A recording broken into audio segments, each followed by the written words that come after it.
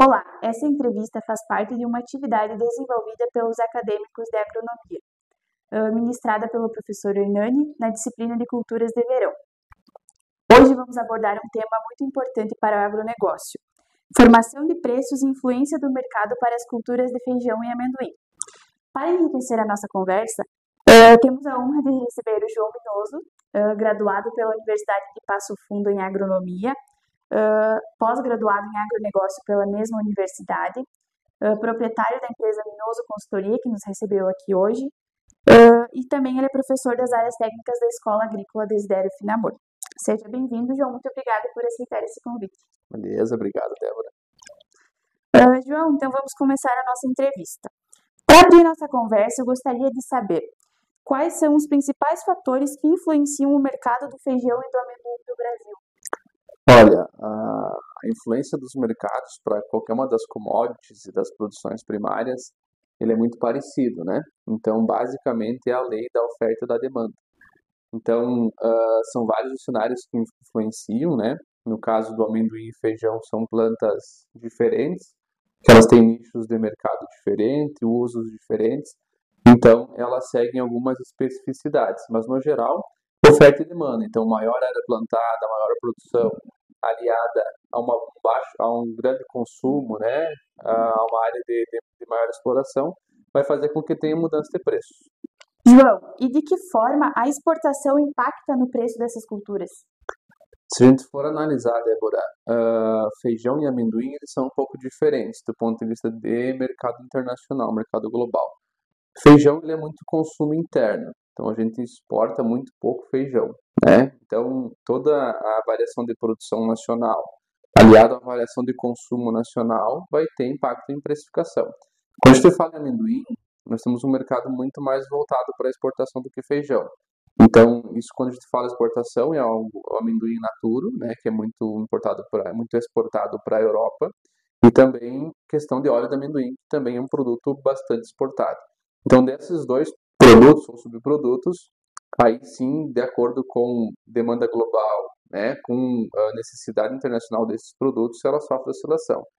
Se nós formos pegar um ambiente como a gente está agora, de dólar retraído, né, de real mais valorizado, a gente está com uma condição desfavorável para a exportação, né, porque está custando relativamente caro comprar no Brasil.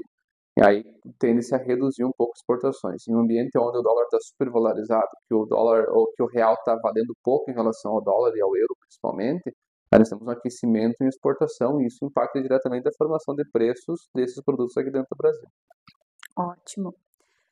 E como a sazonalidade da safra e a armazenagem influenciam na decisão da venda? Como toda cultura de lavoura, né, ou de produção primária, ela tem uma época de cultivo, então ela vai ter uma época de colheita. Então, numa época de colheita, nós temos geralmente uma concentração de produto em determinado período do ano. Isso faz com que tenha sazonalidade e faz com que se afete preço por conta da alta oferta em um curto espaço de tempo.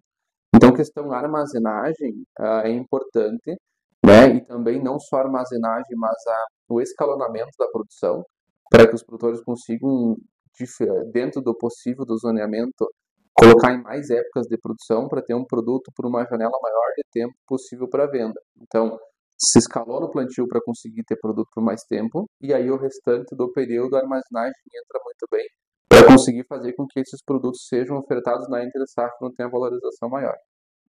Ótimo. E o que o produtor pode fazer para tentar conseguir melhores preços na hora da comercialização? Para que ele consiga melhores preços, uma das estratégias é realmente isso, né? Ele conseguir armazenar e conseguir ter produto na entre-safra, que geralmente na entre-safra, pela demanda ser maior ou pelo menos igual, mas principalmente por termos oferta menor, porque a entre-safra, teoricamente, o preço tende a subir. Então, é um mercado que pode ser usado para buscar preços mais altos, uma janela de mercado que se usa para buscar preços mais altos. Outras coisas podem melhorar a precificação, como, por exemplo, ele tratar esse produto, ele beneficiar ou ele processar. É claro que a gente já foge um pouco da produção primária e já vai talvez para uma industrialização. Mas quando a gente fala em feijão, talvez um processo de limpeza, de polimento, pode fazer com que você tenha um valor agregado um pouco maior, né? Outras estratégias também barter, ou alguma formação de preço antecipada, algum contrato de venda futuro, dentro de um mercado onde consiga você pegar uma oscilação de preço mais positiva e travando-se mercados futuros pode-se ter uma melhor rentabilidade sobre essas culturas. E para nós finalizar então, João, como o engenheiro agrônomo pode auxiliar na comercialização e na negociação desses grãos? Olha, a comercialização, dentro do papel do engenheiro agrônomo, então vamos pensar que o engenheiro agrônomo vai ter um papel fundamental dentro da porteira, no processo produtivo, né? Então, para os produtores produzirem o máximo que puder, quanto mais produto tiver, menos ele é impactado pela oscilação de preço. Mas pensando só em precificação, como que nós, agrônomos, podemos ajudar isso, acredito que seja justamente achando esses nichos de mercado, onde a gente pode talvez ter uma valorização regional mais aquecida, né? Tentar trabalhar subprodutos que podem ser gerados a partir disso, tentar organizar tendências de mercado, onde a gente consegue identificar qual é a lógica desses grãos, né, desses produtos, se eles têm uma previsibilidade de alta ou de baixa. Isso a gente consegue fazer porque todos eles têm referência internacional, principalmente o amendoim, onde tem uma exportação maior. Então, consegue se organizar isso. Uma leitura que pode ser feita também, que é importante, principalmente para feijão, é a comparação com áreas de soja e de milho, principalmente soja, né? Porque feijão, principalmente aqui para nós, ele disputa áreas com essas culturas. Então, quando a gente tem um aquecimento do mercado de soja, principalmente, uma valorização maior, tende-se a retrair a área de feijão. Então, a gente consegue calcular mais ou menos isso, né? E ter uma ideia de qual é o tamanho da área que vai ser naquele ano para saber se os preços vão se comportar de qual maneira. E aí consegue-se fazer alguma trava de valor, né? Alguma trava de venda, um contrato de venda futura. Acredito que o agrônomo tem um papel fundamental nisso, né? Em conseguir identificar qual é que é o momento de fazer o contrato, qual é que é o momento de tentar garantir pelo menos alguma parte desse custo de produção ou alguma coisa assim, atrelado a alguma venda futura. É claro que o mercado dos dois produtos, assim como todos os outros, ele é muito incerto, ainda mais no cenário econômico que a gente está hoje, mas o nosso papel, quanto agrônomo, é tentar olhar esse macro dentro das produções.